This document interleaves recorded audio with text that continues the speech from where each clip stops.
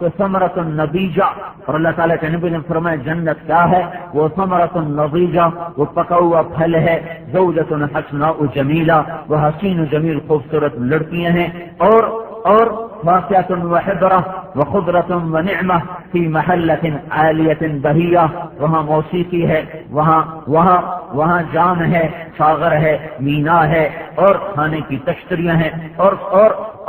پھلوں کے ڈریس سجے ہوئے ہیں، اور جام بھی بھرے ہوئے، اور سرائیاں بھی بھری ہوئی، اور پھل بھی جھکے ہوئے، نہریں بہتی ہوئی، غلام غلمان قطار اندر قطار کھڑے ہوئے۔ اللہ عرش کے در کھول کر اپنے بندوں کو سلام کرتا ہوا آ رہا ہے، سلام قولا من رب الرحیم، میرے بندو تمہارا رب تمہیں سلام پیش کرتا ہے۔